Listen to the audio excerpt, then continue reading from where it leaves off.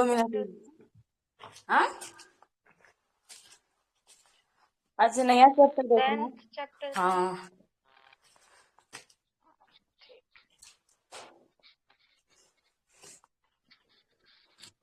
कृष्णा भैया किधर गए? हाँ, स्टार्ट कर दिया हूँ। रिकॉर्डिंग लगा दिया। गुड।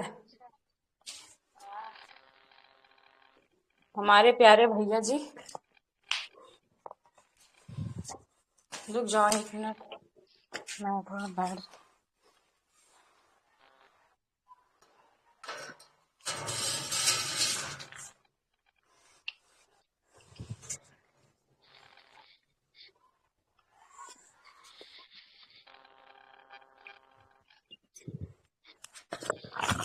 ओके, आज कौन सा चैप्टर करना है हम लोगों को?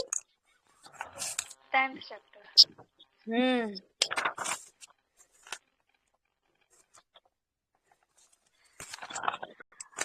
ओके, ठीक है, फिर मैं स्टार्ट करती हूँ। ओके गाइस, करो। ओके, तो सब मुस्कुरा दो भाई।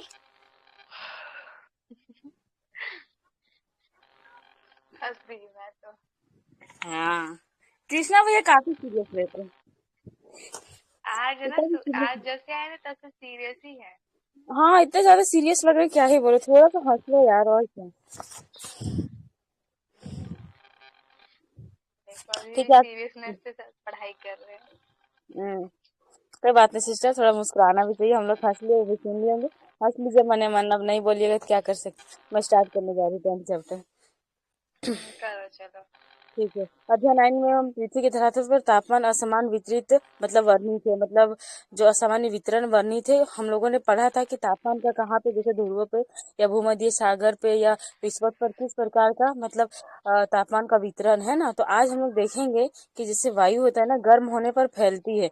जब भी वायु गर्म होती है तो फैलती है, और जब ठंडी होने पर वो सिकुड़ती है। तब ना ठंडे के दिन में कैसे बोलते हैं, अरे भाई सब सामने सामने सो जा आराम से, ठीक है। और दूर थोड़ा फिर आराम से बैठो सब सामने सामने, ताकि थोड़ी सी हम लोग को गर्मी मतलब ठंडी कम लगेगी। क्योंकि तभी देखोगे वायु सिकुड़ती है, और गर्मियों में बोलते दूर रहो मेरे से, दूर रहो। क्योंकि तभी जो गर्मी होती है ना, जो जब गर्मी होती है तब क्या बोलते हैं, वायु जो होती है ना फैलने का काम करती है, जिसकी वजह से हमें ना और ज्यादा गर्मी लगती है, ठीक है। तो हम ये देख सकते हैं, ऐसा स्टेटमेंट पूछ सकता है ना।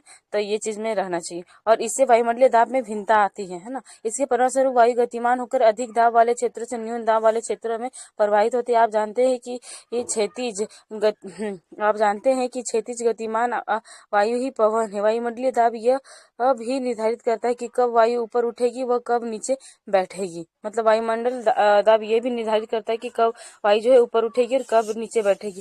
पवनें पृथ्वी पर तापमान व आर्द्रता का पुनर्वितरण करती हैं। जो पवनें होती हैं वो पृथ्वी पर तापमान व आर्द्रता का पुनर्वितरण करती है, जिससे पूरी पृथ्वी का तापमान स्थिर बना रहता है। ऊपर उठती हुई आर्द्र वायु का तापमान कम होता जाता है, बादल बनते हैं और वर्षा होती है। इस अध्याय में वायुमंडलीय दाब भिन्नता के कारणों, वायुमंडलीय परिसंचरण संबंधी बल, वायु विक्षोभ, वायु राशियों का बनना, वायु राशियों के मिश्रण से मौसम संबंधी विक्षोभ व उष्णकटिबंधीय चक्रवातों के बारे में हम लोग विस्तार से चर्चा करेंगे। अब हम बात कर लेंगे वायुमंडलीय दाब क्या है। तो जैसे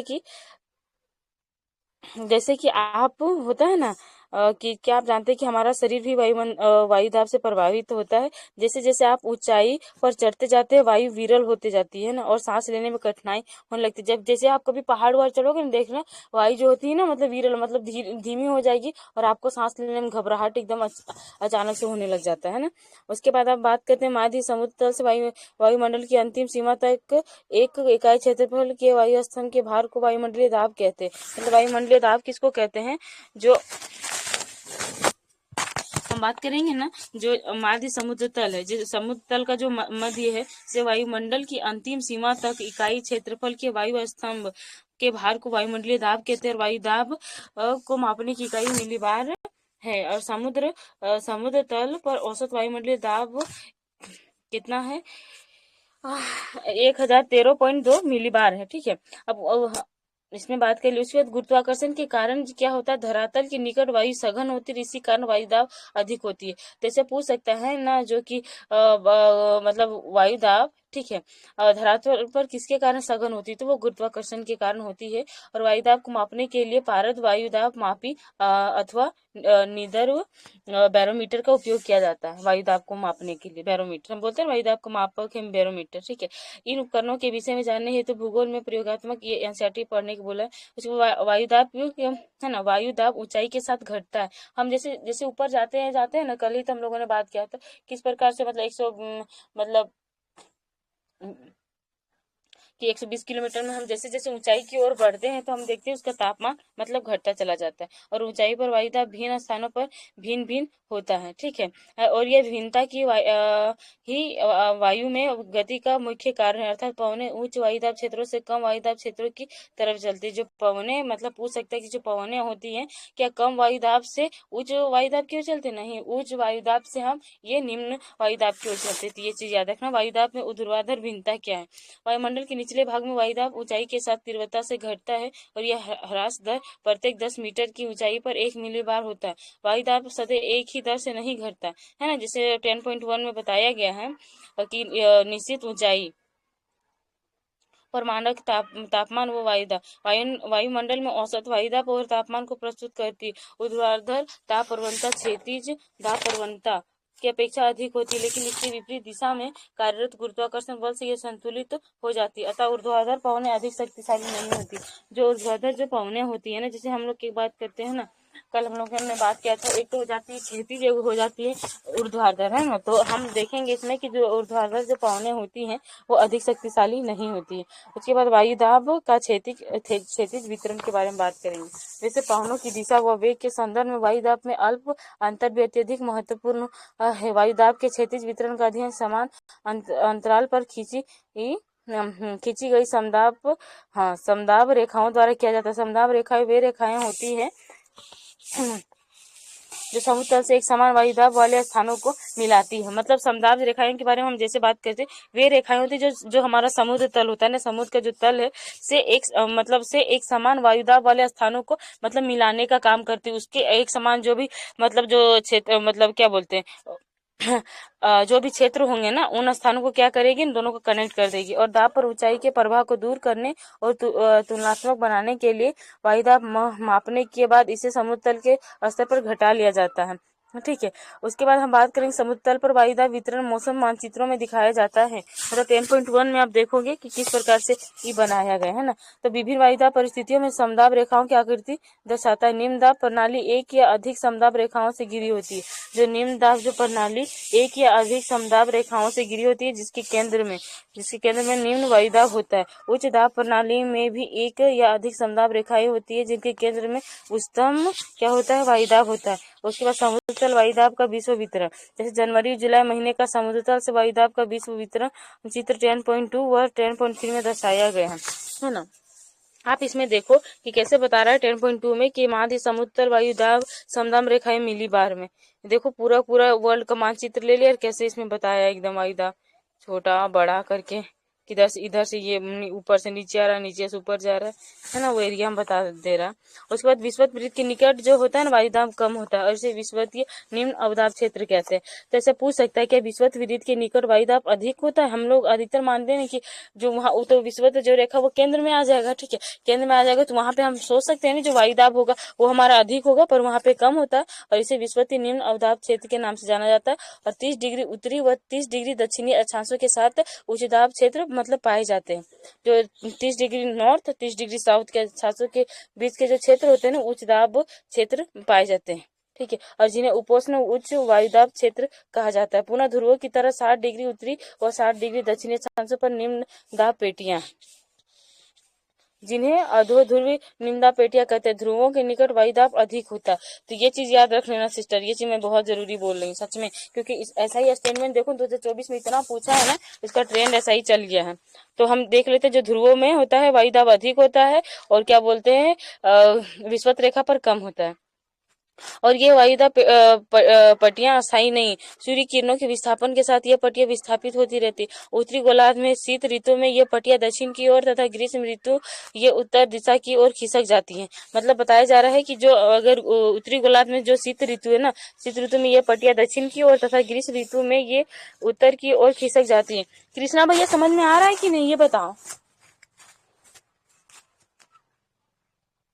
बोला हो, समझना आ आपको आ रहा रहा है, है आ रहा है, आपको? नहीं आ रहा है। ठीक है, मुझे तो आ रहा है अंकिता। हाँ तो वही पूछ ले रही भाई, नहीं तो आप लोग बोलोगे पढ़े जा रही हैं, कुछ समझ ही नहीं आ रहा है। अब हम बात करेंगे पवनों की दिशा व वेग को प्रभावित करने वाले कौन कौन से जो बल है, जो पवनों की जो दिशा है और उसका जो वेग है, उसकी जो वेलोसिटी है, उसको प्रभावित कर रहे हैं।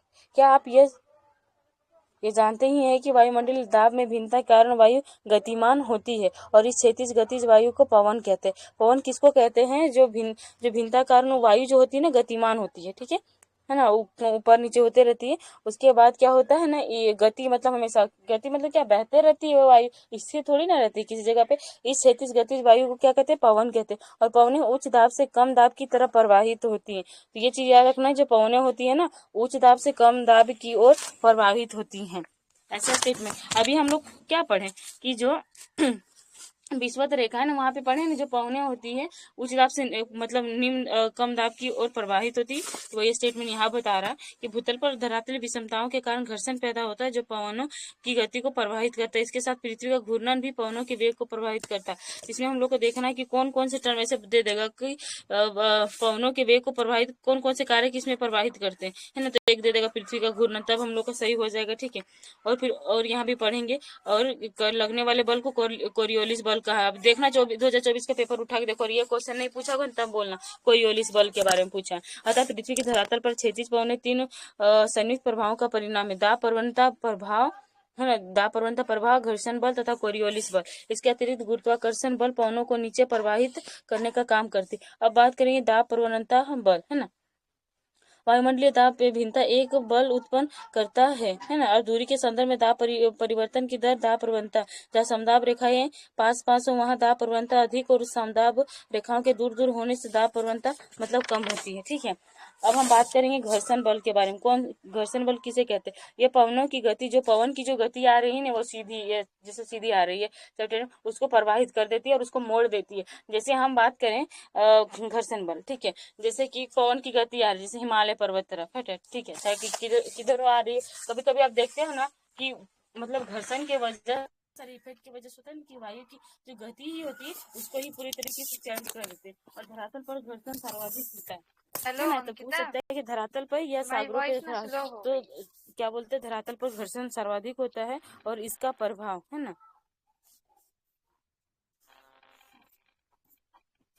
हेलो अंकिता, हाँ, एकदम से तुम्हारी वॉइस स्लो क्यों हो गई है? स्लो हो गई है वॉइस। मेरी वॉइस, हाँ अब ठीक है। अच्छा, वो ना कॉल आ रहा था तो मैं उठाई नहीं, वही इसी साउंड कम हो गया। अच्छा अच्छा।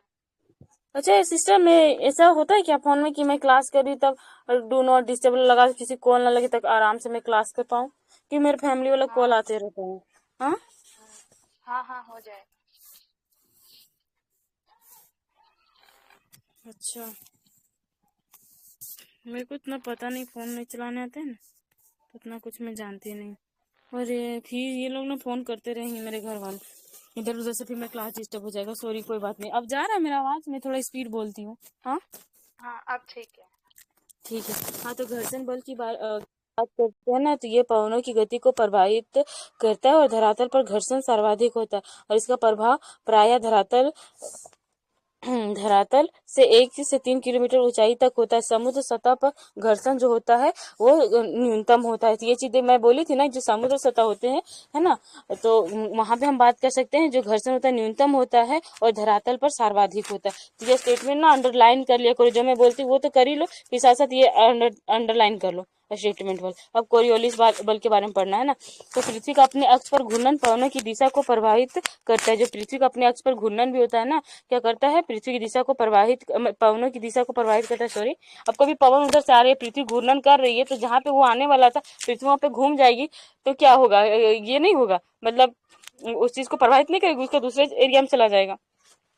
सन 1844 में फ्रांसीसी वैज्ञानिक ने इसका विवरण प्रस्तुत किया और इसी पर इस बल को कोरियोलिस बल कहा जाता है। इस प्रभाव से पवनें उत्तरी गोलार्ध में अपनी मूल दिशा से दाहिने तरफ व दक्षिण गोलार्ध में बाईं तरफ विक्षेपित हो जाती है। जब पवनों का वेग अधिक होता है तब विक्षेपण भी अधिक होता है। तब इसमें बात करें, जब पवनों का जो वेग अधिक होता है तो विक्षेपण भी अधिक होता है और कोरियोलिस बल अक्षांशों के कोण के सीधा समानुपात में बढ़ता है। यह ध्रुवों पर सर्वाधिक और विषुवत वृत्त पर, यही क्वेश्चन पूछा था डायरेक्ट, यही पूछा, देख लेना मिला के आप, कि जो कोरियोलिस बल के बारे में पूछा था कि यह ध्रुवों पर सर्वाधिक और विषुवत वृत्त पर अनुपस्थित होता है, क्या ये कथन सत्य क्या सत्य? तो ये सत्य है। उसके बाद कोरियोलिस बल दाब प्रवणता के समकोण पर कार्य करता है। दाब प्रवणता बल समदाब रेखाओं के समकोण पर होता है।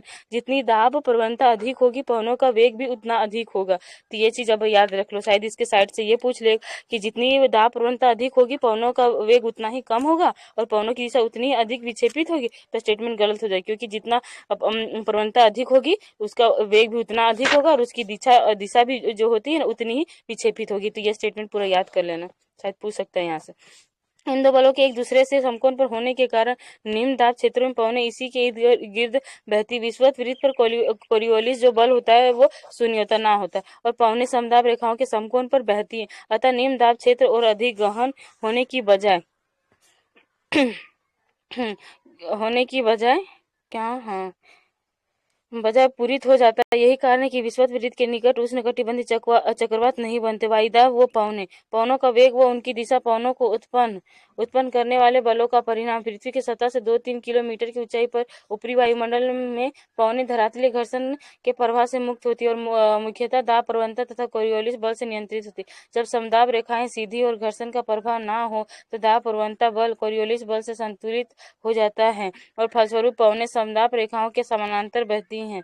ये पवनें भू विक्षेपी पवनों के नाम से जानी जाती है ना। तो भू विक्षेपी पवनें कौन होती है? जब हम समदाब रेखाओं के बाद जो समान दाब पे जो रेखा होती है सीधी हो, ठीक है, वो डायरेक्ट सीधी हो और घर्षण का प्रभाव ना हो, उस पर कोई भी किसी प्रकार घर्षण का प्रभाव ना हो, तो दाब प्रवणता कोरियोलिस बल से संतुलित हो जाता है, ठीक है, और फलस्वरूप पवनें समदाब रेखाओं के समांतर बहती हैं और ये पवनें भी भू विक्षेपी पवनों के नाम से जानी जाती। देखो जैसे यहाँ भू विक्षेपी पवन के बारे में बता रहा है कैसे, या कोरियोलिस बल के बारे में सी को बोला, विक्षेपी भी को बोला है और क्षैतिज जो दाब प्रवणता पीएच को बोला। तो आप देखो यहाँ 704 मिली बार बताया है ना, फिर यहाँ 708 मिली बार, फिर यहाँ पे देखो डायग्राम में कैसे कर रहा है कि जब समदाब रेखाएं, जैसे समदाब रेखाएं यहाँ पे सीधी हम लोग खींचे, ये सीधी और घर्षण का प्रभाव कुछ प्रभाव नहीं पड़ रहा, तो दाब प्रवणता जो है कोरियोलिस बल से संतुलित हो जाता है। देखो ये जो बल है इसे क्या हो जा रहा है, पूरी तरीके से इसको कंट्रोल कर ले रहा है, ठीक है।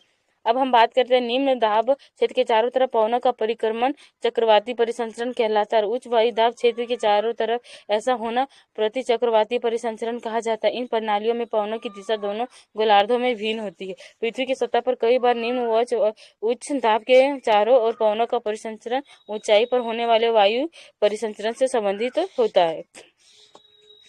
वो प्राय निम्न दाब क्षेत्रों पर वायु अभिसरित होंगी और ऊपर उठेंगी। उच्च दाब क्षेत्रों में वायु का अवतलन होकर धरातल पर अपसरित होंगी। अभिसरण के अतिरिक्त वायु भ्रमिल रूप में संवहन धाराओं में पर्वतों के साथ साथ और वाताग्र के सहारे ऊपर उठती हैं, जो बादल बनने व वर्षण के लिए मतलब आवश्यक होती हैं। तो हम देख सकते हैं जो संवहन धाराएं जो होती है ना, अब भ्रमिल मतलब जैसे हम बात कर रहे थे पर्वतों के साथ साथ वातावरण के सारे ऊपर उठती हैं, जो बादल बनने और वर्षण के लिए जो होता है ना आवश्यक होती है। तो जैसे हम इसमें बात किए जो पृथ्वी की सतह है, ठीक है, पृथ्वी की जो सतह है ना नीचे है ना, पर कई बार क्या होता है जो निम्न व उच्च दाब के चारों ओर, जैसे कभी लो प्रेशर कभी हाई प्रेशर, ठीक है, के चारों ओर पवनों का क्या होता है परिसंचरण होते रहता है। ऊंचाई पर होने वाले वायु परिसंचरण से ये संबंधित होता है और प्राय निम्न दाब क्षेत्रों पर वायु अभिसरित होंगी, ऊपर उठेंगी। तो इसमें पूछ सकता है कि जो निम्न दाब क्षेत्र वाले जो क्षेत्र होते हैं उसमें क्या वायु जो होती है ऊपर उठती है और उच्च दाब क्षेत्रों में वायु का अवतलन होगा, है ना, और धरातल पर अपसरित होगी, ठीक है। अवतलन का मतलब क्या हो गया, बराबर क्या घटना, ये चीज बताओ तो मेरे को आप लोग। घटेगा घटेगा। घटना, अच्छा, ठीक है। उसके बाद देखो, जैसे इसमें अभिसरण निम्न बताया, अपसरण उच्च बताया है ना। ये अपसरण थोड़ा इंग्लिश टर्म ना ज्योग्राफी में सही लगता है, हिंदी है ना एकदम पागल कर दिया है। ठीक है। अब वायुमंडल का सामान्य परिसंचरण की बात करते हैं। ठीक है। भूमंडलीय पवनों का प्रारूप मुख्यतः निम्न बातों पर निर्भर करता है। पहले वायुमंडलीय ताप में अक्षांशीय भिन्नता, जो हम बात करते हैं ना लेटीट्यूड की बात है ना, तो उसमें अगर भिन्नता होगी तो क्या होगा, वो वायुमंडलीय ताप को मतलब प्रभावित करेगा। वायुदाब पट्टियों की उपस्थिति, ठीक है, और वायुदाब पट्टियों का सौर किरणों के साथ विस्थापन है ना, जो वायुदाब जो पट्टियां होती हैं उनका सौर किरणों के साथ विस्थापन, महासागरों और महाद्वीपों का वितरण, ठीक है, तथा पृथ्वी का घूर्णन। तो वायुमंडलीय पवनों के प्रवाह प्रारूप को वायुमंडलीय सामान्य परिसंचरण भी कहा जाता है। यह वायुमंडलीय परिसंचरण महासागरीय जल को भी गतिमान कर देता है। जो महासागरीय जो जल होता है वो गतिमान करता है, जो पृथ्वी की जलवायु को प्रभावित करता है। सामान्य परिसंचरण का एक क्रमिक विवरण चित्र 10.6 में प्रस्तुत है। उच्च सूर्याताप व निम्न वायुदाब होने से अंतर उष्णकटिबंधीय अभिसरण क्षेत्र पर वायु संवहन धाराओं के रूप में उठती है। उष्णकटिबंधों से आने वाली पवनें इस निम्न दाब क्षेत्र में अभिसरण करती हैं और अभिसरित वायु संवहन कोष्ठों के साथ ऊपर उड़ जाती है ना। कोष्ठ मतलब जो होता है ना, निम्न को बोलते हैं ना, मतलब कम को कोष्ठ, ठीक है। कोष्ठों के साथ कम वायु संवहन, कम मतलब कम ताप के साथ ऊपर उठ जाती है। ये क्षोभ मंडल के ऊपर मतलब 14 किलोमीटर की ऊंचाई तक ऊपर चढ़। कोस्ट यानी ठंडा अंकिता। कोष्ठ मतलब गर्म ना पढ़े थे सिस्टर। हाँ गरम गरम गरम, हाँ सही बोल रहे, कोस्ट यानी गरम होके उठेगी, ठीक है। गर्म होके उठ जाएगी। मेरे दिमाग में ना गर्म रहता है, बोल दी मैं, क्या बोली, कम बोल दी ना, मेरा दिमाग में ना हाँ उड़ गया लगता है, हैंग कर जाता है कभी कभी सिस्टम उसको। मैं पता है गर्म होता है, देखो मैं बोल दी है कम। ठीक भी टोक देते हैं ना ऐसे, ठीक है, मतलब बोलते बोलते ना पता नहीं चलता अब कौन सा वर्ड बोल दिए कभी, है ना, तो ठीक बोल दिए। हाँ। अब बात करते हैं, ये क्षोभ मंडल के ऊपर 14 किलोमीटर की ऊंचाई तक ऊपर चढ़ती है और फिर ध्रुवों की तरफ मतलब क्या होता है, प्रवाहित हो जाती है, फिर ध्रुवों की तरफ चली जाती हैं और इसके परिणाम स्वरूप लगभग 30 डिग्री उत्तर और 30 डिग्री दक्षिण अक्षांश पर वायु जो होती है ना एकत्रित मतलब जमा हो जाती है, और इस एकत्रित वायु का अवतलन, ठीक है,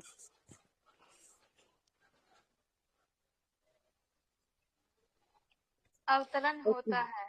हाँ, इस एकत्रित वायु का अवतलन होता है, यह उपोष्ण हाँ उच्च दाब बनाता है। अवतलन का एक कारण यह है कि जब वायु 30 डिग्री उत्तरी व दक्षिणी अक्षांश पर पहुंचती है तो यह ठंडी हो जाती है। धरातल के निकट वायु का अपसरण होता है और यह विषुवत वृत्त की ओर पूर्वी पवनों के रूप में बहती है। विषुवत वृत्त के दोनों तरफ से प्रवाहित होने वाली पूर्वी पवनें अंतर उष्ण कटिबंधीय अभिसरण क्षेत्र पर मिलती हैं। पृथ्वी की सतह से ऊपर की दिशा में होने वाले परिसंचरण और इसके विपरीत दिशा में होने वाले परिसंचरण को कोष्ठ मतलब सेल कहते हैं, ठीक है।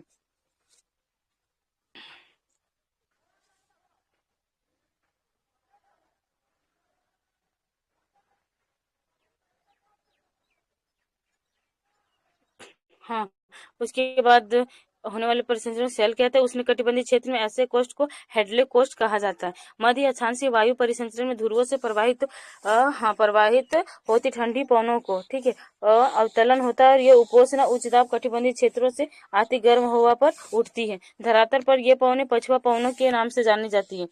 जो पछुआ पवनी किसको कहते हैं ना, इसमें बता रहा है कि मध्य अक्षांशीय वायु परिसंचरण ध्रुवों से प्रभावित होती ठंडी पवनों का अवतलन होता है और उपोष्ण उच्च दाब कटिबंधीय क्षेत्रों से गर्म हवा ऊपर उठती है ना। धरातल पर ये पवनें जो होती है ना पछुआ पवनों के नाम से जानी जाती। देखो इसमें कितना बताया गया कोस्ट, हेडले कोस्ट के बारे में, फेरल, ये सब के बारे में। कितना हल्ला हो रहा है।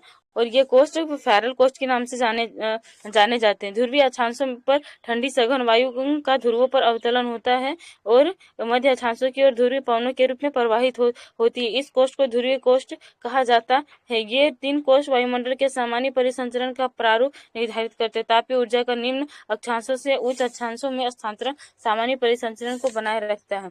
वायुमंडल का सामान्य परिसंचरण महासागरों को भी प्रभावित करता है और वायुमंडल में वृहद पैमाने पर चलने वाली पवनें धीमी तथा अधिक गति की महासागरीय धाराओं को प्रवाहित करती। महासागर वायु को ऊर्जा व जलवाष्प प्रदान करते हैं। जो महासागर होते हैं ना, वो क्या करते हैं, हाँ, महासागर वायु को ऊर्जा व जलवाष्प प्रदान करते हैं। ये अंतर संबंध महासागरों के विस्तृत क्षेत्रों पर अपेक्षाकृत धीमे होते हैं। सिस्टर, मेरी तरफ ना बहुत ज्यादा ना शोर हो रहा है, थोड़ा सा आप बोल कर दीजिए तो मैं फिर कर दूंगी।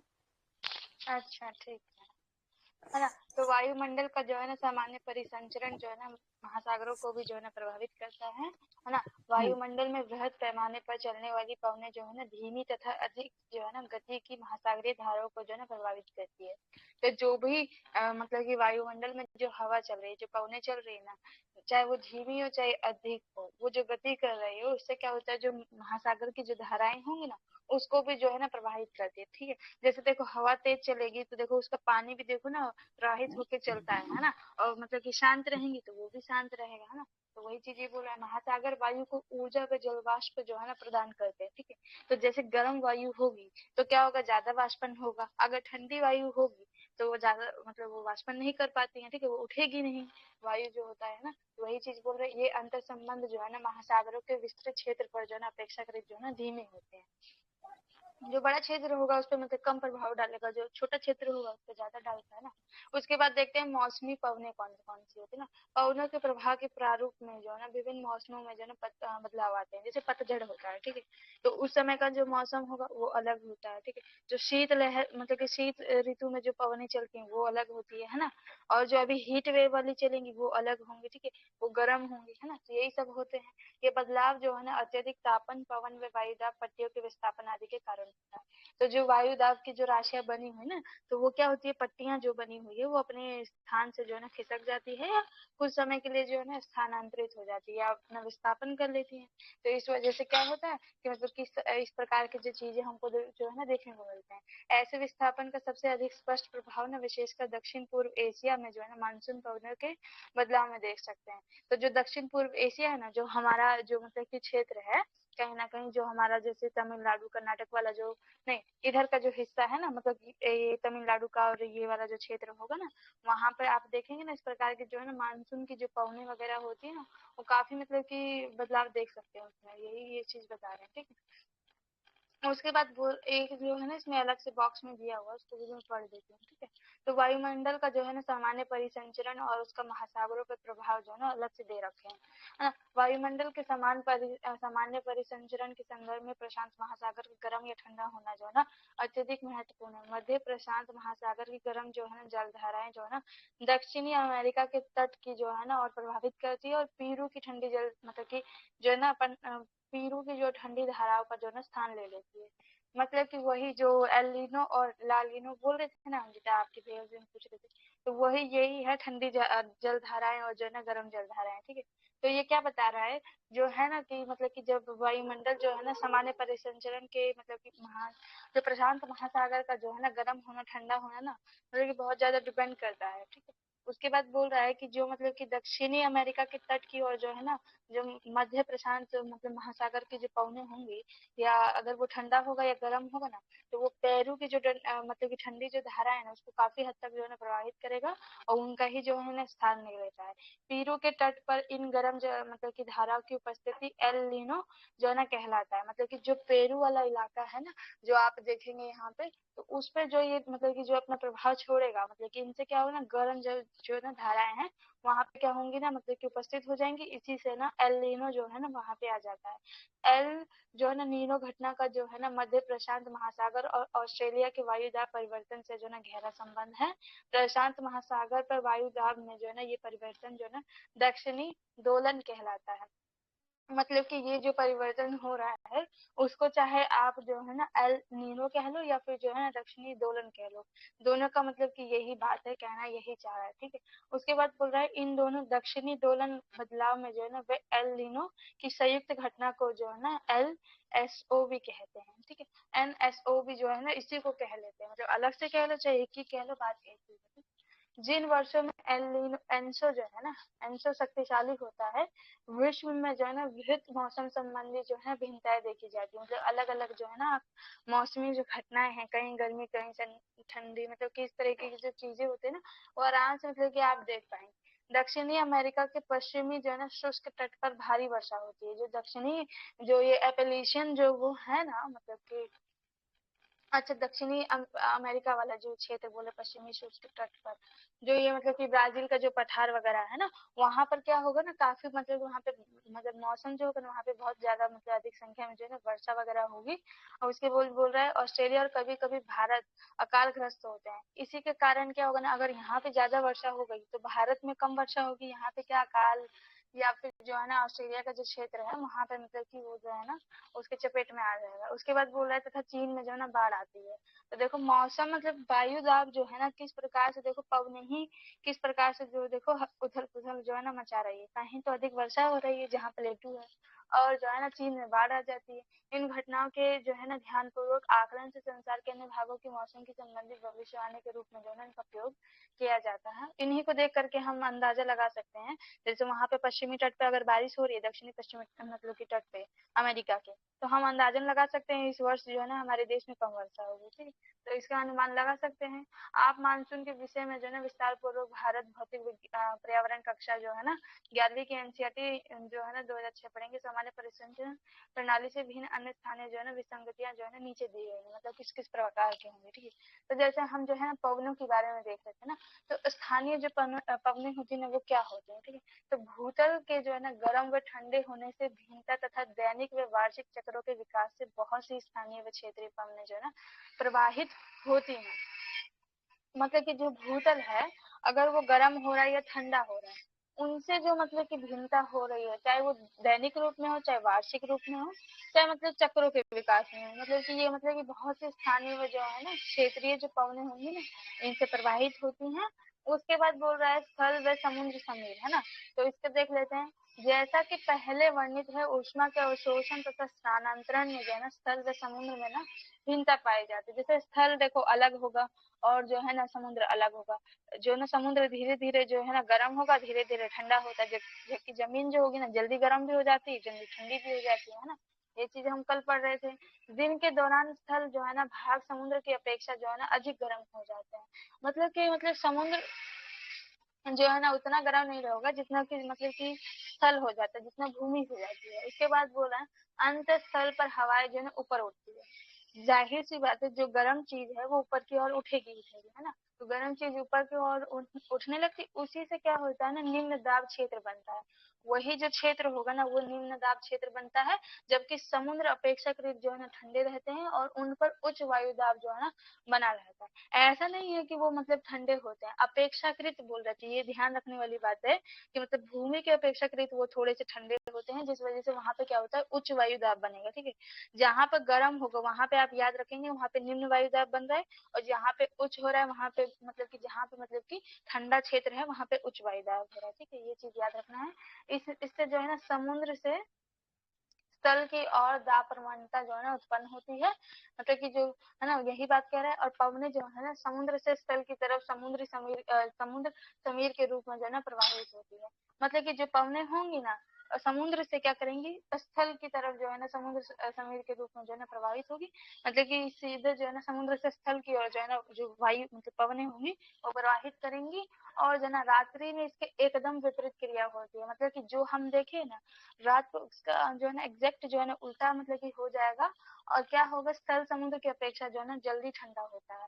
तो भूमि को जो है ना ठंडा होने में भी काफी मतलब कि थोड़ा सा ज्यादा समय लग जाता है। ठीक है, लेकिन जो है ना मतलब कि स्थल समुद्र की अपेक्षा जल्दी ठंडा होता है। ठीक है, तो जैसे मतलब जल्दी गर्म भी होता है तो वो जल्दी ठंडा भी हो जाता है। लेकिन जो हम कल देखे थे कि वो समुद्र जो होता है ना धीरे धीरे ठंडा होता है धीरे धीरे गर्म होता है। वही चीज कल का ही मतलब चैप्टर अगर अच्छे से किए तो उसी से रिलेटेड है ना, आगे बातें चल रही है। अब जो है ना दाब प्रवणता स्थल से समुद्र की तरफ होने पर जो है ना स्थल समीर प्रभावित होता है। अब जो है ना स्थल से समुद्र की तरफ चलेगा तो उसको क्या बोलेंगे स्थल समीर बोलेंगे, है ना। और पहले मतलब कि समुद्र समीर बोल रहे थे ना, तो उसका ही बस उल्टा आप कर दिए, है ना। उसके बाद बोल रहा है पवन व घाटी पवने क्या होती है, पर्वत व जो है ना घाटी पवने क्या होती है। ठीक है, तो दिन के दौरान पर्वतीय प्रदेशों में ढाल गर्म हो जाते हैं और वायु ढाल के साथ साथ जो है ना ऊपर उठती है। मतलब कि जैसे ढाल कम हुआ तो गर्म जो हवा है वो ऊपर उठने लगती है ना। जैसे आप चाय का पतीला चढ़ाए हैं, गर्म होगा तो उसका जो मतलब कि देखो जैसे धुआं से जो है ना ऊपर उठने लगता है, जो उसका मतलब कि भाप से बन रहा होता है, नीचे नीचे गर्म होकर ऊपर उठने लगता है, वैसे ही यहाँ पे हो रहा है। इस स्थान को भरने के लिए जो है ना वायु घाटी से जो है ना बहती है। तो जो घाटी में जो वायु स्थित है वो क्या करने लगी, वहां से बहने लगेगी। इन पवनों को जो है ना घाटी समीर भी कहते हैं। ठीक है, रात्रि के समय जो है ना पर्वतीय ढाल ठंडे हो जाते हैं और सघन वायु जो है ना घाटी में नीचे उतरती है। तो सघन जो वायु होंगी वो काफी भारी होंगी। जब भी देखेंगे ना मतलब कि जो घाटी होती है उसमें आप देखेंगे घाटी के एकदम जो है ना नीचे की ओर जो है ना पूरे बादल जैसा ना जो जमा हो जाता है, वो सघन होता है। सघन जो होता है ना वो जल्दी हटता नहीं, छटेगा नहीं वो जल्दी से, है ना, जिससे पर्वतीय पवने जो है ना कहते हैं। उसी को जो है ना पर्वतीय जो है ना पवने कहते हैं। उच्च पठारों पर हिम क्षेत्रों से घाटी में बहने वाली ठंडी वायु को जो है ना अवरोही कहते हैं। एक होता है ना आरोही होता है। ठीक है, आरोही का मतलब होता है चढ़ना, अवरोही का मतलब उतरना होता है ना। इसको मुझे कंफर्म करके बताओ तो। हाँ हाँ सिस्टर, हाँ। सही है ना। हाँ, क्योंकि मैं ना अवरोही मतलब मतलब पहले ही ऊपर से नीचे की ओर जब आते हैं तो उसको अवरोही बोलते हैं, और नीचे से ऊपर की ओर जाते हैं तो उसको आरोही बोलते हैं। आरोहण, हाँ आरोही, ठीक है ना। उसी को जो है ना अवरोही पवने कह रहे हैं क्योंकि ऊपर से नीचे की ओर आ रही है। ठीक है, उसके बाद बोल रहे हैं प्रवन पर्वत श्रेणियों के पवन विमुख जो है ना ढालों पर एक अन्य प्रकार की उष्ण पवने जो है ना प्रभावित होती है, क्योंकि वो थोड़ी सी ना गर्म पवने होती है, वहीं को जो है ना वहां पे प्रभावित हो रही है। पर्वत श्रेणियों को पार करते हुए ये जो है ना आर्द्र पवने जो है ना संघनित हो जाती है और वर्षण होता है। देखो जब देखो पहले तो वहां पे सघन थी, ठीक है, वहां पे धीरे धीरे क्या हुआ, वहां पे गर्म पवने उठने लगी, है ना। जब वो उठने लगी तो पहले से वहां पे मतलब कि वो थे ही, वहां पे क्या सघन होने लगा तो क्या बादलों का जैसे निर्माण सा होने लगा। उसी के कारण क्या होगा, वहां पे वर्षण जो है ना स्टार्ट हो जाएगा, है ना, क्योंकि जो है वायु सघन हो गई, एक साथ जो है ना जुट करके आ गई, काफी सारे जो है ना बादल एक साथ जुट जाएंगे तो मतलब वर्षा तो होगी। जब ये पवने जो है ना पवन विमुख ढालों पर नीचे उतरती है तब जो है ना ये शुष्क पवने जो है ना रुद्धोष्म कहलाते हैं। जो है ना रुद्धोष्म प्रक्रिया से जो है ना गर्म हो जाती है। ये शुष्क हवाएं कम समय में जो है ना बर्फ पिघला सकती है। मतलब कि जो शुष्क जो ठंड मतलब कि जो है ना मतलब कि शुष्क मतलब कि कह सकते हो जैसे ड्राई जैसे नहीं पवने चलती हैं, सूखी सूखी एकदम चल रही है, वो क्या करेंगे कम समय में ने बर्फ को पिघला देगी। ठीक है, तो जैसे पतझड़ का जब मौसम होता है तो देखते हो सूखी पवन चल रही होती है, या फिर जो हीट वेव आती है उसमें देखो सूखी सूखी हवा चल रही होती है एकदम से, मतलब कि जो अच्छा क्षेत्र होगा उसको भी देखो कैसा दिखने लगता है ना कुछ देर बाद, तो वो उसी के कारण होता है। ठीक है, अब जो बोल रहे हैं वायु राशियों की बात करेंगे ना, एयर मासेस की बात करेंगे। जब जो है ना वायु किसी समांगी क्षेत्र पर जो है ना पर्याप्त लंबे समय तक जो है ना रहती है तो उस क्षेत्र के जो है ना क्षेत्र के गुणों को जो है ना धारण कर लेती है। जैसे हम हैं, हम इस ग्रुप में काफी समय से रह रहे हैं ना, तो आपके जो गुण होंगे मेरे में आ जाएंगे, मेरे गुण आप में आ जाएंगे ना। ठीक है, तो वही चीज है कि जब एक समय मतलब कि जब लंबे समय तक वहां पर रह जाती है तो उसके जो है ना गुण उसके जो है ना धारण कर लेती है। ये समान क्षेत्र जो है ना विस्तृत महासागरीय सतह या जो है ना विस्तृत मैदान भाग हो सकता है, मतलब कि काफी जो है ना महासागरीय स्थल होगा, मतलब कि सतह होगी, या फिर जो है ना मैदानी जो भाग होगा काफी बड़ा, उसमें जो है ना हो सकता है। तापमान तथा आर्द्रता संबंधित जो है ना विशिष्ट विशिष्ट जो है ना गुणों वाली ये वायु जो है ना वायु राशि कहलाती है। तापमान भी होगा उसमें, आर्द्रता मतलब कि जैसे पानी जैसे होता है ना, जैसे थोड़ी वेट होती है, वेटलैंड जैसे होता है ना, वैसे ही आर्द्रता उसमें बनी रहेगी, नमी थोड़ी रहेगी। तो जैसे जो विशिष्ट गुण होंगे ना तो ये ही क्या कहलाएंगे, वायु राशि कहलाते हैं। इसे यूं भी जो है ना परिभाषित किया जाता है, वायु का वह वृत्त भाग जिसमें तापमान व जो है ना आर्द्रता संबंधित क्षैतिज भिन्नताएं बहुत कम है। तो उसी को यही बात कह रहे हैं, मतलब घुमा के वही बात कहना चाह रहे हैं, चाहे सीधा कान पकड़ो चाहे उल्टा कान पकड़ो, वही बात है ना। वह जो है ना समान धरातल जिन पर वायु राशियां जो बनती है उन्हें वायु राशियां का उद्गम क्षेत्र कहा जाता है। जहाँ से बनेगी, जो धरातल पे बनेगी तो वही कहेंगे, ठीक है, बनती है उन्हें जो है ना वायु राशियों को उनके उद्गम क्षेत्र के आधार पर जो है ना वर्गीकृत किया गया है।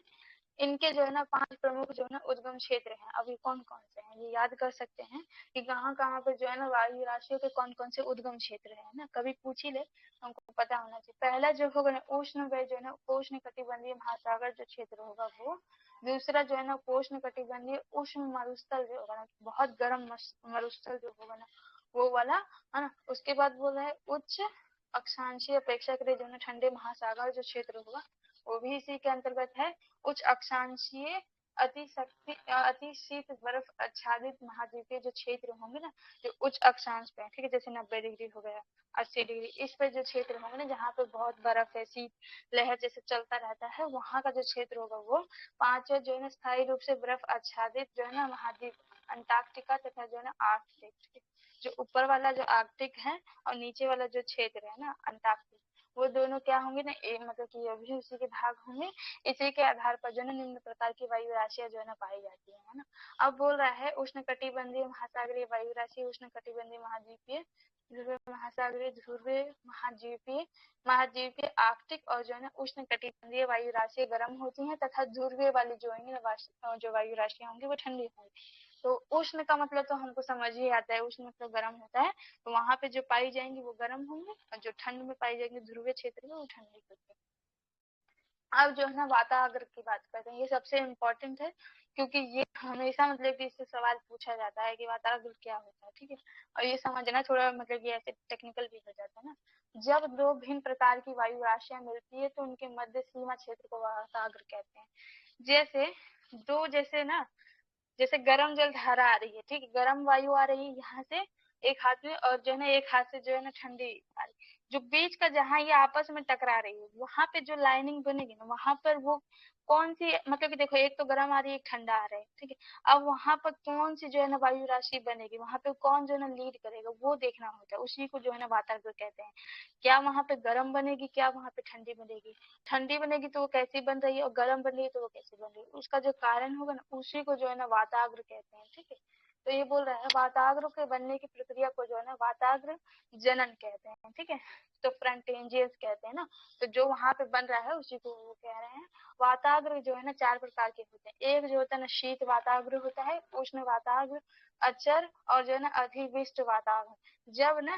जब वाताग्र स्थिर हो जाए तो इन्हें जो है ना अचर वाताग्र जो है ना कहा जाता है, मतलब कि वो वाताग्र वहां पे ही जो है ना स्थिर हो जाए, मतलब कि स्टेबल हो जाए तो उसको जो है अचर वाताग्र कहा जाता है। अर्थात ऐसे वाताग्र जब कोई भी वायु ऊपर नहीं उठती, मतलब कि वायु आ तो गई वहीं पे बैठी हुई है, मतलब कहीं वो जा नहीं पा रही है, ठीक है, क्योंकि उतना वहां पे जो है ना उच्च दाब नहीं मिल रहा है, इसी वजह से वहां नहीं जा पा रही है, ठीक है ना, इसी वजह अगर निम्न दाब मिल जाता तो वो ऊपर उठ जाती, लेकिन वहां पे क्या उच्च दाब है ना। जब शीतल व भारी जो है ना वायु आक्रामक रूप से उष्ण जो है ना वायु राशि के ऊपर को और धकेलती है, इस संपर्क क्षेत्र को जो है ना शीत वाताग्र कहते हैं। जब शीतल और भारी वायु जो उच्च मतलब कि वायु दाब होगा वहां पे, भारी वायु होगी तो वो उठेगी नहीं, हल्की होती तो वो उठ के जो है ना ऊपर उड़ गई होती, लेकिन जो भारी होगी वहां पे क्या करेगी ना, वो जो वायु राशियां जो उष्ण वायु राशियां जो मतलब कि गर्म वायु राशियां उनको ऊपर की ओर धकेलती है। इसी को जो ये जो संपर्क होगा, ये जो कॉन्टेक्ट बनेगा ना, उसी को जो है ना हम शीत वाताग्र कहते हैं, ठीक है। यदि गर्म वायु राशियां जो है ना आक्रामक रूप से ठंडी वायु राशियों के ऊपर चढ़ती है, अब जो है ना पहले जो है ना ठंडी उसके ऊपर चढ़ रही है, आप कह रहे हैं गर्म चढ़ रही है ना, गर्म अगर चढ़ती है तो उसका मतलब उस संपर्क क्षेत्र में अगर वो मिलती है तो उसको जो है ना उष्ण वाताग्र कहते हैं। यदि एक वायु राशि जो है ना पूरा मतलब पूर्ण रूप से धरातल के ऊपर उठ जाए तो ऐसे वाताग्र को जो है ना अधिविष्ट वाताग्र कहते हैं, मतलब कि धरातल के ही ऊपर वो वायु राशि आ रही है ऊपर उठ जाए तो उसको क्या बोलेंगे, अधिविष्ट जो है ना वाताग्र कहेंगे, है ना। समझ आ रहा है ना कृष्णा भैया? हाँ हाँ। नहीं आ रहा है तो पूछ लेना, ठीक है। नहीं नहीं आ रहा है। समझ में आया तो अब देखते हैं, हाँ बोलिए। हाँ बोलिए। नहीं, मैं वही कह रही थी, जिसको समझ में आएगा वो पूछ लेगा भाई। हाँ ठीक हाँ है। ठीक है ना। अब जो है ना वाताग्र मध्य अक्षांशों में ही निर्मित होते हैं, जो मध्य वाले अक्षांश होंगे ना उसी में जो है ना ये निर्मित होते हैं, जैसे 30 से 60 वाला है ना, ये क्या है ना, मतलब कि जैसे मध्य इसको मतलब 30 से 60 नहीं, 30 से लेकर के 30 तक वो क्या है एकदम मध्य वाला है ना, तो उसको हम मान सकते हैं ना। ये जो है ना वाताग्र मध्य अक्षांशों में ही निर्मित होते हैं और तीव्र वायु दाब व जो है ना तापमान प्रवणता इसकी जो है ना विशेषता है। ये जो है ना तापमान में अचानक बदलाव लाते हैं और इसी कारण जो है ना वायु ऊपर उठती है, बादल बनते हैं तथा वर्षा होती है। तो ये जो अचानक से जो बदलाव आएगा, ठंडा की जगह गर्म हो जाएगा, गर्म की जगह जैसे ठंडा हो रहा है, तो जहाँ ठंडा हो जाएगा वहां तो मतलब मौसम थोड़ा ठंडा हो जाएगा, लेकिन जहाँ गर्म होगा वहां पे क्या होगा कि वायु ऊपर उठेगी, वर्षा होगी, है ना, वर्षण होगा, बादल बनेंगे, वर्षण हो जाएगा। अब जो है ना बहिरुष्ण कटिबंधीय चक्रवात देख लेते हैं कि ये क्या होता है। ठीक है, तो ये चक्रवातीय वायु प्रणालियां हैं जो उष्ण कटिबंध से दूर मध्य व उच्च अक्षांशों में जो है ना विकसित होती है। उच्च अक्षांश जैसे 60 से 90 वाला जो है ना वो उच्च अक्षांश हो जाता है ना, तो वहां पे जो निर्मित हो रहे हैं ना उन्हीं को ये बोल रहे हैं, उन्हें जो है ना बहिरुष्ण या जो है ना शीतोष्ण कटिबंधीय चक्रवात कहते हैं। मध्य तथा उच्च अक्षांशों में जिस क्षेत्र से गुजरते हैं वहां मौसम संबंधी अवस्थाओं में अचानक तेजी से बदलाव आते हैं। वही रोशन जो है ना कटिबंधीय चक्रवात जो है ना ध्रुवीय वातावरण के साथ साथ जो है ना बनते हैं, जो मतलब कि ध्रुवीय वाला वही हो जाएगा 60 से 90 वाला जो क्षेत्र है ना, तो ऊपर की ओर, तो वहां पे क्या है, वहां पे बर्फ ज्यादा है तो ध्रुवीय हो जाता है वो, है ना, तो वहीं पे बन रहा है ना। आरंभ में ये जो है ना वाताग्र जो है ना अचर होता है। उत्तरी गोलार्ध में जो है ना वाताग्र के दक्षिण में कोष्ण में जो है ना उत्तर दिशा से जो है ना ठंडी हवा प्रवाहित होती है।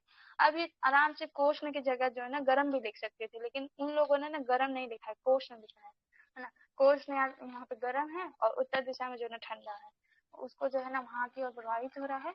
जब वातावरण के साथ जो है ना वायु दाब कम हो जाता है तो कोष्ण वायु उत्तर दिशा की ओर जो है ना तथा जो है ना ठंडी वायु जो है ना दक्षिण दिशा में जो है ना घड़ी की सुइयों के विपरीत जो है ना चक्रवाती परिसंचरण करने लगती है।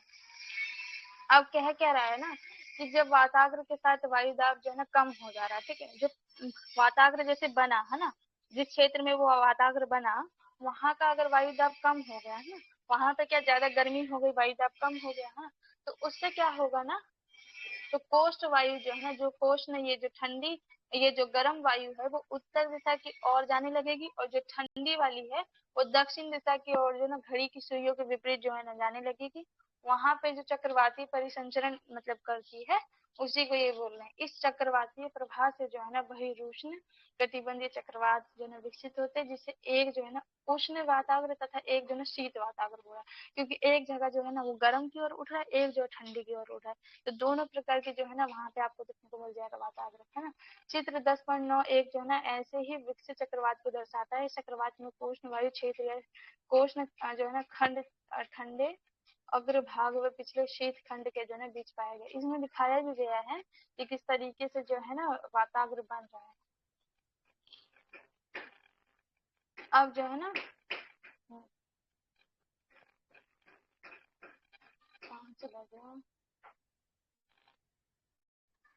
कोष्ण जो है ना, हाँ, इस चक्रवात में कोष वायु क्षेत्र का या जो है ना कोष्ण खंड क्षेत्र जो है ना अगर भाग व पिछले शीत खंड के जो है ना बीच पाया जाता है। कोष्ण वायु जो है ना आक्रामक रूप से ठंडी वायु के ऊपर चढ़ जाता है।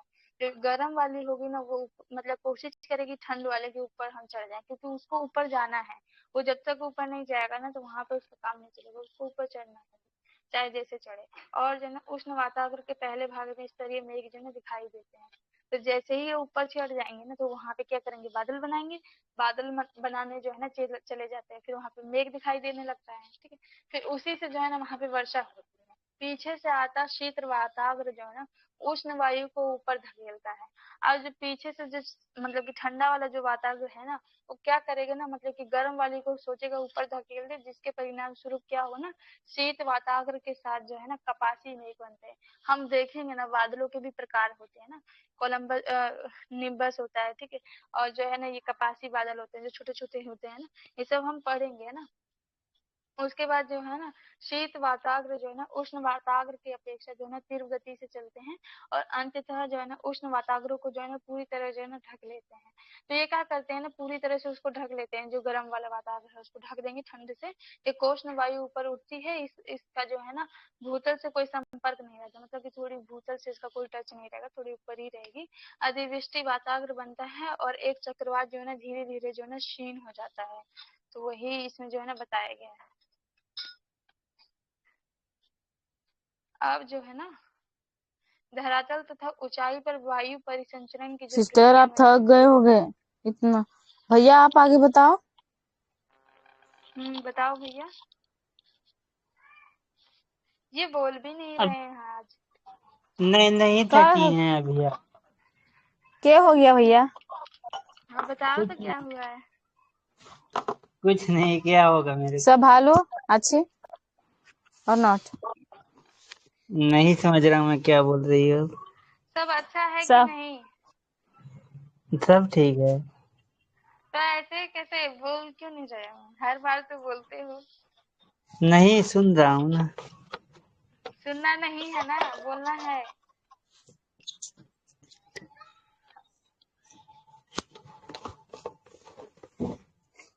अच्छा ठीक, आगे मैं कंटिन्यू कर देती। नहीं भैया बोल रहे, क्या कर सकते हैं।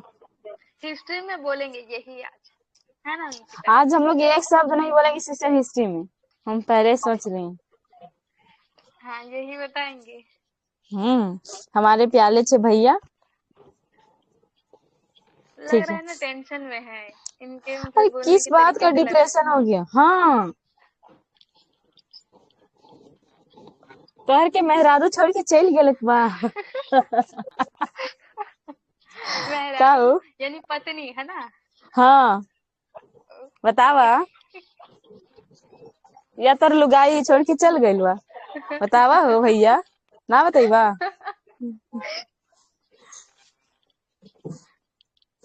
ये नहीं बोलेगी, बताओ। इतना ज्यादा डिप्रेशन में चल गए ना कि नहीं हंसेंगे आज, नहीं बोलेंगे। आज नहीं बोलेंगे कुछ। मतलब कल के उससे तुम परेशान हो गए हो क्या? बताओ। नहीं नहीं नहीं, सब ठीक। कुछ बता नहीं अच्छा। रहे, हमको पक्का पता आपकी लुगाई आपको छोड़ के चली गई है। नल्लू। अब हंसे, हंसो, ऐसे मैं हंसे हो चाहती हूँ आप क्यों? हंसो। अब हंसे। मेरे को हंसाने का बहुत तरीका पता होता है, किसको कैसे हंसाना है। चलो हम स्टार्ट कर दी। तू रात के बतावा। हाँ ठीक है, हिस्ट्री बताइएगा आप।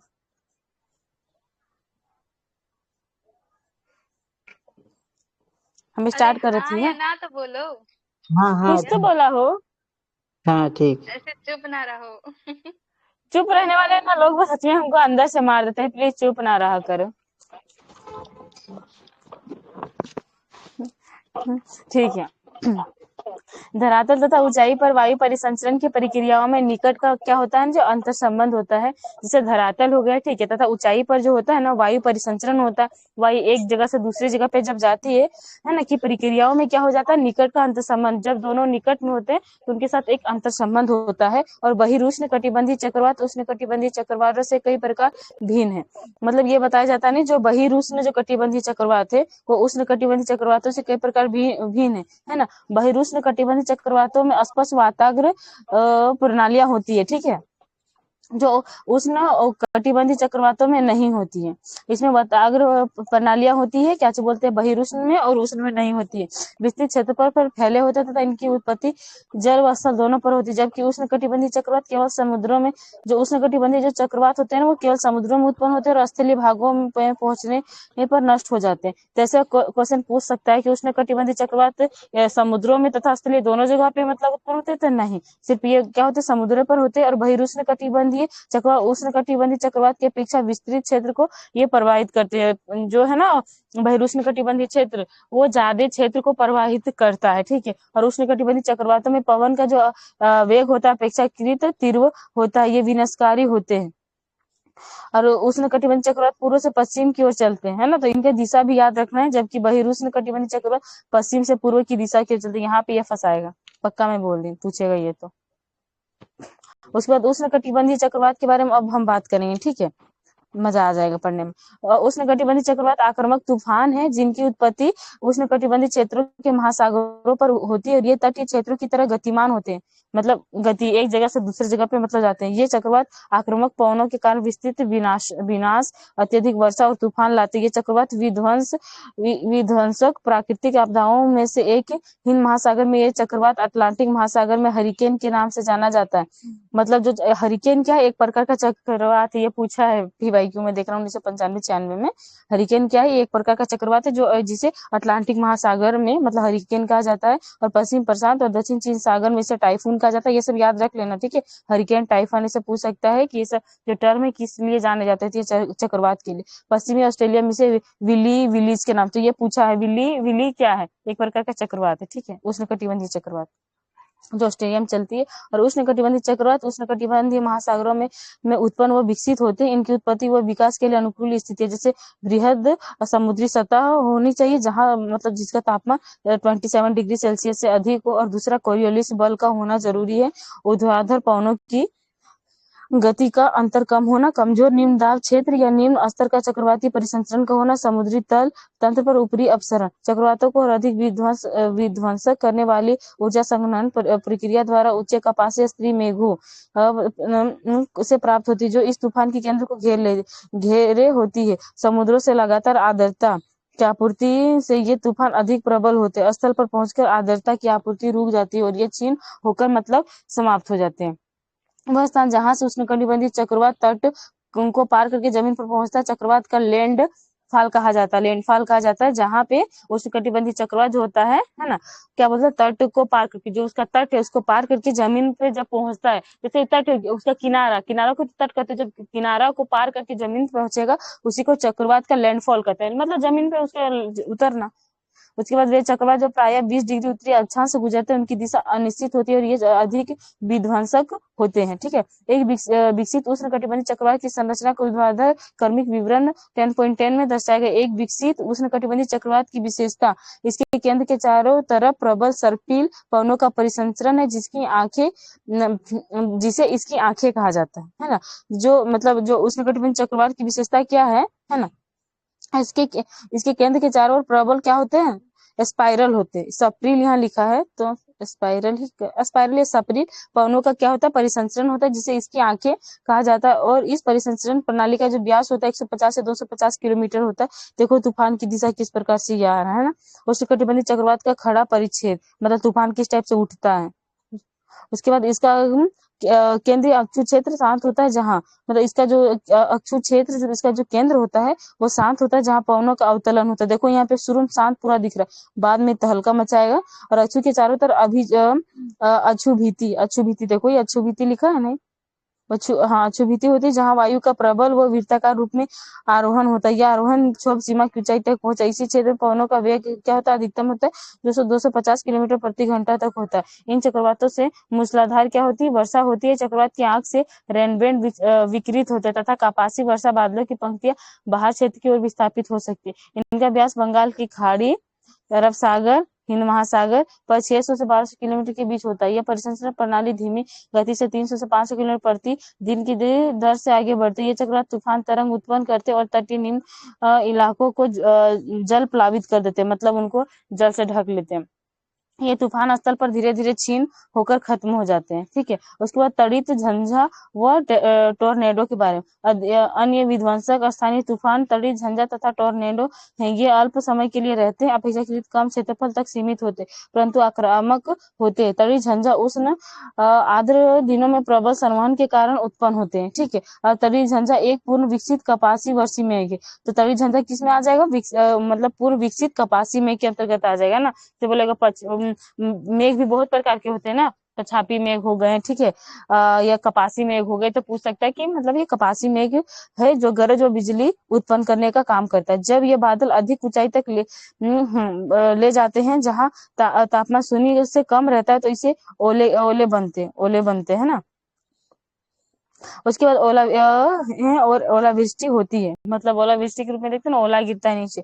आर्द्रता कम होने पर ये तड़ित झंझा धूल भरी आंधियां लाते हैं। और तड़ित झंझा की विशेषता उष्ण वायु का प्रबल क्या होता है, उर्ध्व प्रवाह है, जिसके कारण बादलों का जो होता है आकार बढ़ता है और ये अधिक ऊंचाई तक पहुंचते हैं। इसके कारण वर्षण होता है। और तत्पश्चात नीचे की तरफ वात प्रवाह पृथ्वी पर ठंडी वायु व वर्षा लाते हैं। भयानक तड़ित झंझा से कभी कभी वायु आक्रामक रूप में हाथी की सूंड की तरह सर्पिल अवरोहण करती। इसमें केंद्र पर अत्यंत कम वायुदाब होता है और यह व्यापक रूप से भयंकर विनाशकारी होते हैं। इस परिघटना को टोर्नेडो कहा जाता है। टोर्नेडो की घटना क्या है, मतलब जब आप देखते हैं भयानक तरी झंझा, कभी कभी क्या होता है, वायु आक्रामक रूप में हाथी की सूंड की तरह सप्रीम अवरोहन करती है। इसके केंद्र पर अत्यंत अत्यंत कम दबाव होता है। केंद्र में कभी भी पूछ सकता है कि जब भी आप अगर देखो कोई भी तरी झंझा या चक्रवात आता है, तब उसके जो केंद्र है वहां पे वो उसकी मतलब क्या बोलते हैं, घनत्व अधिक होता है, या वो व्यापक रूप से मतलब हुआ तो वो बहुत शांत रहता है, विनाशकारी नहीं रहता, पर जब वो फैलता है तब वो विनाश कर देता है ना। और आप जैसे एक चीज देखना, कभी आप पानी में कोई चीज जैसे कि कोई पत्थर मार के देखना, जब मारोगे ना तब वहां पे शांत रहेगा, धीरे धीरे जब फैलेगा ना तो चारों तरफ कैसे फैलता है, कभी आप गौर किए हो ये चीज को? मैं देखी हूँ। टोर्नेडो सामान्यतः हाँ, ये होता मध्यांशाओं है। में, है ना, हाँ, उत्पन्न होते हैं। समुद्र पर टोर्नेडो को जल स्तंभ कहते हैं। ये आक्रामक आक्रामक तूफान वायुमंडलीय ऊर्जा वितरण में भिन्नता के व्यवस्थित होने की अभिव्यक्ति। इन तूफानों से स्थिर व ताप ऊर्जा गतिज ऊर्जा में क्या हो जाती है ना, परिवर्तित हो जाती है, और अशांत वायुमंडलीय दशाएं पुनः स्थिर स्थिति में लौट आती है, फिर से ये शांत हो जाती है। ये तो खत्म हो गया। आगे करना है क्या अगला चैप्टर, वायुमंडल में जल? 6 बज गया है ना, हाँ कल बताओ। करते हैं, कल कर लेंगे ना। इसको दोबारा हम्म जो है ना रिवाइज भी कर लेंगे, ताकि ये थोड़ा हम्म अच्छे से क्लियर हो जाए, है ना। क्लियर हो जाए, हाँ। उसके बाद वायुमंडल में जल भी ज्यादा बड़ा नहीं है, कल कंप्लीट हो जाएगा। उसके बाद विश्व की जलवायु एवं उसका परिवर्तन वाला भी कर लेंगे, हो जाएगा सिस्टर, फिर ज्यादा नहीं। उसके बाद महासागरीय जल है, जल्दी जल्दी हो जाएगा का। हो अब जाएगा। रिकॉर्डिंग ऑफ कर दो। रिकॉर्डिंग ऑफ, भैया आप नहीं बताओगे? अरे यार बता दो।